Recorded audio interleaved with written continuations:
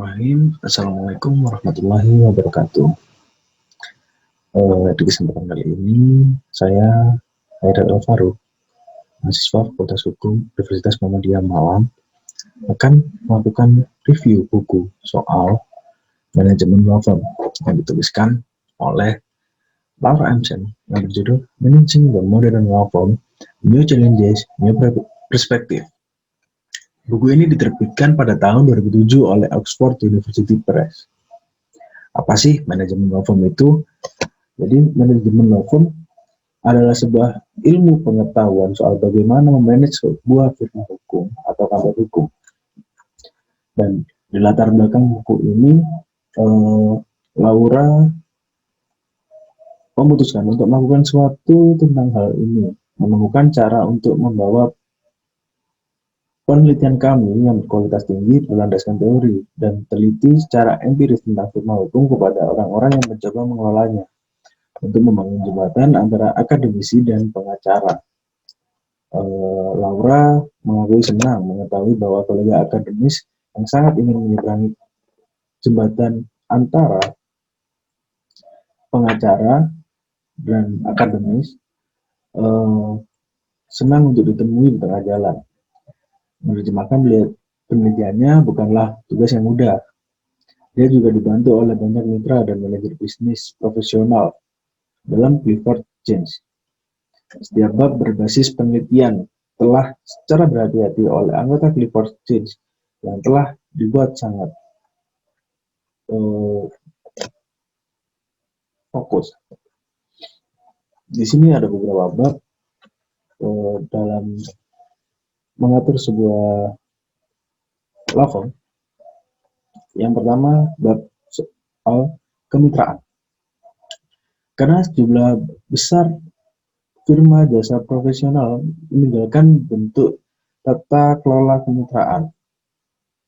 Dalam dua bab ini, Laura Emsen bertanya, apa yang harus dilakukan oleh firma hukum?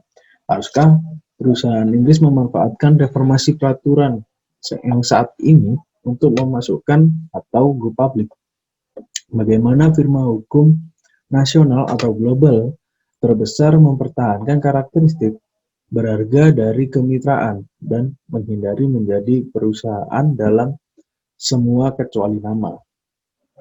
Bab ini melampaui definisi hukum untuk sampai ke inti dari apa yang sebenarnya dimaksudkan, yaitu pengacara ketika mereka berbicara tentang kemitraan. Ini mengidentifikasikan mengapa etos kemitraan sangat berharga dalam firma hukum dan menganalisis bagaimana itu dibuat dan dipertahankan. Inti dari setiap firma hukum terletak pada ketegangan mendasar antara kepentingan individu dan kepentingan kolektif.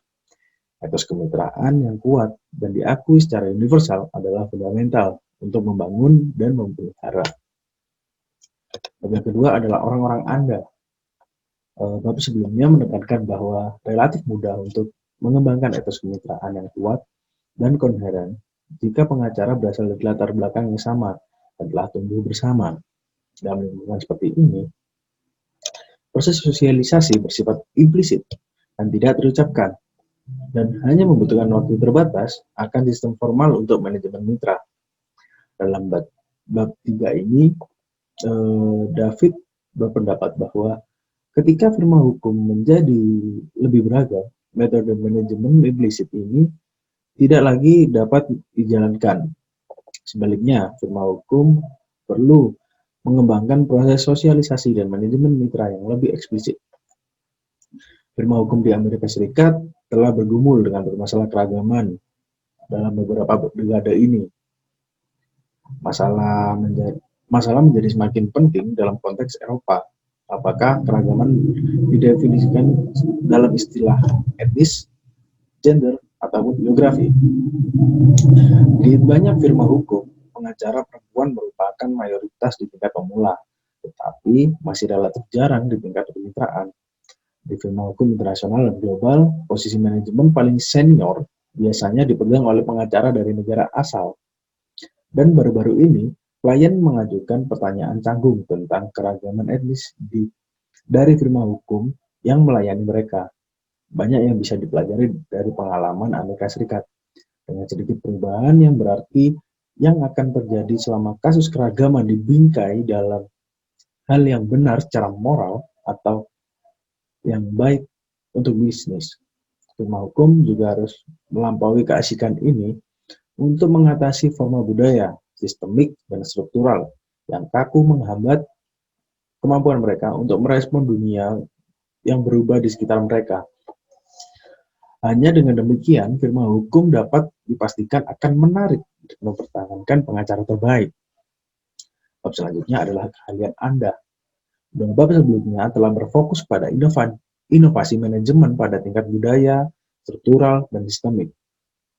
Dan di dalam bab ini, Heidi Gardner, Timothy Morris, dan Narasimhan Anand membahas inovasi pada tingkat praktik. Mereka menganalisis cara-cara di mana keahlian baru diciptakan dan peran manajemen dalam memfasilitasi atau mencegah inovasi.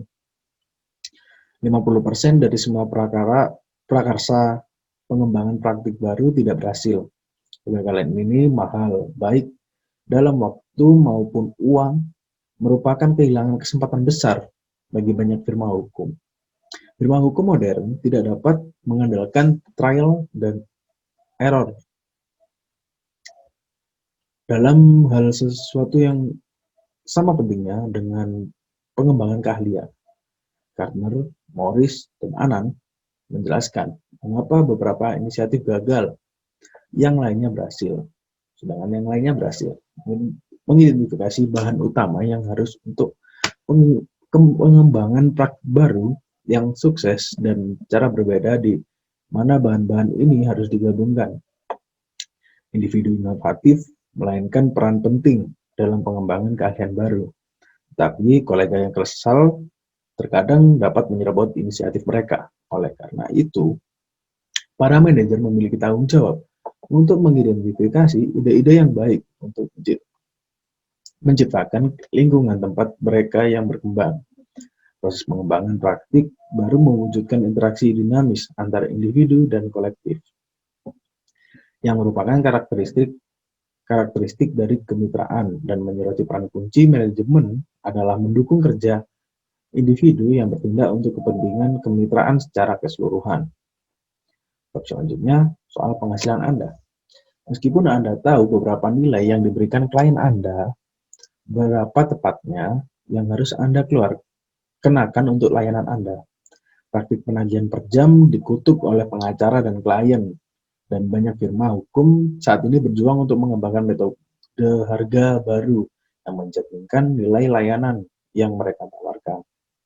Bukan hanya waktu yang diperlukan untuk menyampaikannya. Namun, tidak ada jawaban yang sederhana. Keluhan tentang biaya pengacara telah menjadi bagian dari sejarah profesi sejak zaman Romawi. Penagihan per jam seharusnya menjadi solusi.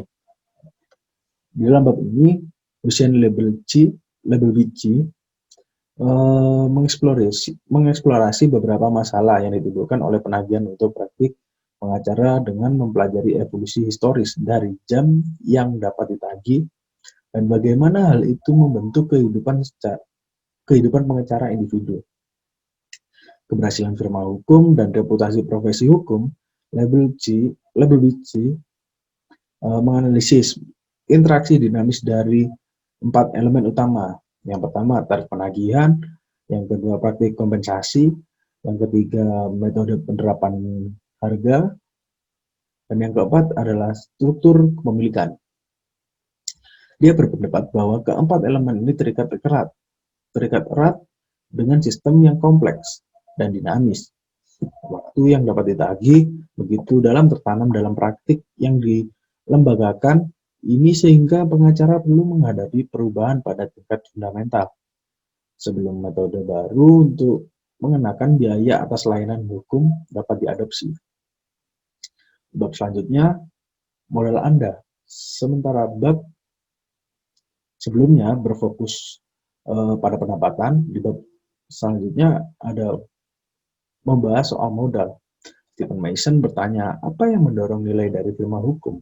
Dan mendorong pergeseran dari adalah melampaui kalkulasi sederhana pendapatan saat ini untuk memahami keberlanjutan pendapatan tersebut dalam jangka panjang. Nilai dari firma hukum terikat dengan 3 jenis modal. Yang pertama, modal manusia, yaitu individu dalam firma. Yang kedua, modal sosial, yaitu hubungan mereka satu dengan yang lain dan dunia luar. Yang ketiga adalah modal organisasi, yaitu sistem, struktur, dan budaya yang membuat perusahaan secara keseluruhan lebih berharga daripada jumlah bagiannya, atau lebih tepatnya mitra individualnya. Modal organisasi biasanya dinilai rendah dalam firma hukum, diabaikan sebagai birokrasi atau overhead yang mahal. Mason berpendapat bahwa modal organisasi pada kenyataannya sangat penting untuk mempertahankan nilai bisnis jangka panjang tentunya, dan mendorong pengacara untuk berpikir tentang nilai. Selanjutnya, pesaing Anda. Sejauh ini, buku ini telah mendorong firma hukum untuk berpikir di luar model manajemen tradisional mereka untuk mengembangkan cara-cara baru dalam berorganisasi, menjual, dan menilai keahlian. Di dalam bab ini, Peter de Serre memberikan catatan yang berguna tentang kehati-hatian. Dia menggunakan analisis kelompok strategis untuk menyarankan berbagai cara berbeda dalam memandang siapa pesaing Anda dan menunjukkan bagaimana ancaman persaingan yang paling signifikan yang bisa datang dari tempat yang tidak terduga, meskipun bentuk analisis ini sudah lama diterapkan di berbagai sektor. Serre adalah orang pertama yang menetapkan konsep kelompok strategis ke firma hukum. Serre meneliti tindakan pesaing di pasar Amerika Serikat sejak 1999 yang menemukan bahwa dengan perusahaan cenderung menempati posisi yang relatif tetap berkaitan dengan pesaing langsung mereka yang jarang keluar dari kelompok strategis mereka.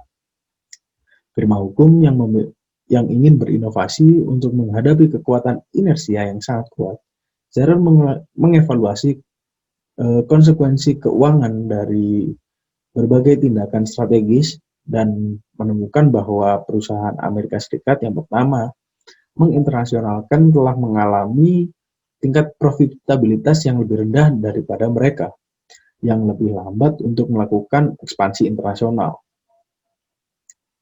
Keuntungan tertinggi per mitra dinikmati oleh perusahaan Amerika Serikat dengan kehadiran internasional yang sangat terbatas atau yang telah mengurangi kehadiran internasional mereka dalam beberapa waktu terakhir. Yang selanjutnya, etika Anda. Di dalam bab ini menawarkan sejenak untuk berpikir, kesempatan untuk merenungkan apa yang mungkin hilang dalam upaya mengembangkan model baru manajemen firma hukum. John Greenwood bertanya, apakah etika berisiko terinjak-injak menuju modernisasi? Dalam upaya menjadi lebih komersial, apakah pengacara beresiko kehilangan hak untuk menyebut diri mereka profesional? Greenwood mengeksplorasi literatur penelitian tentang sosiologi profesi dan menjelaskan dengan rinci apa yang dirasakan oleh banyak pengacara secara naluriah. Bab selanjutnya adalah tantangan Anda. Bab terakhir memperkenalkan tentang perspektif praktisi pada debat akademisi ini. Sebagai managing partner Linklaters sejak 1998, Tony Angel telah mengawasi transformasi firma hukum Inggris terkemuka menjadi salah satu firma hukum global yang paling kuat dan sukses di dunia. Dia meninjau keberhasilan firma hukum lingkaran sihir Inggris seperti Linklaters, Clifford Chance, dan Freshfield dalam melakukan ekspansi secara global dan menjelaskan bagaimana Linklaters secara khusus telah mencapai tujuan ini. Globalisasi firma hukum didasarkan pada asumsi bahwa klien akan membayar tarif premium untuk menerima berbagai layanan terintegrasi di berbagai yurisdiksi. memberikan tingkat layanan yang luar biasa. Ini dalam konteks organisasi yang kompleks membutuhkan pengacara dari seluruh dunia untuk bekerja sama dengan erat demi kebaikan bersama. Tetapi firma hukum global tidak dapat lagi mengandalkan niat baik dan pemahaman implisit dari rekan kerja yang telah bekerja sama satu sama yang lain sepanjang karir mereka. Angel berpendapat bahwa jauh dari menjual jiwa Anda kepada iblis perusahaan, menjadi perlu untuk berpikir jauh lebih berhati-hati tentang apa arti kapal mitra dan profesionalisme dalam konteks firma hukum global modern,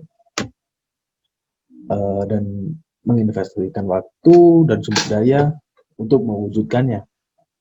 Dia menjelaskan bagaimana proses ini telah berkembang di dalam Linklaters. Bagaimana pada mitra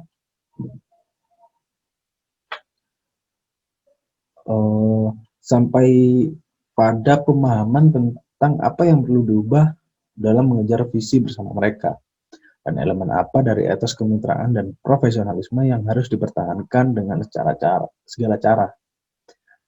Dalam melakukan itu, para mitra firma berusaha untuk berpegang teguh pada apa yang secara fundamental baik berharga tentang kemitraan, sambil menafsirkan kembali manifestasinya dalam konteks firma hukum modern. Dan di sini Laura Evans juga memberikan kesimpulan baik atau buruknya para manajer firma hukum memiliki kekuatan untuk menentukan masa depan profesi hukum. Keberhasilan mereka dalam mendirikan firma hukum modern akan sangat bergantung pada kemauan mereka untuk mengeksplorasi perspektif baru, sudut pandang baru, sejalan dengan waktu dan keberanian mereka untuk menghadapi tantangan baru. Buku ini akan membantu mereka untuk melakukan hal itu. Ini adalah saat yang menyenangkan bagi manajer firma hukum. Jadi, baik atau buruknya seorang manajer firma hukum bisa dinilai dengan bagaimana caranya dia mengikuti alur yang ada sesuai berjalannya waktu, karena hukum bersifat dinamis dan tidak lekang oleh waktu. Itu mungkin sekian dari saya. Assalamualaikum warahmatullahi wabarakatuh.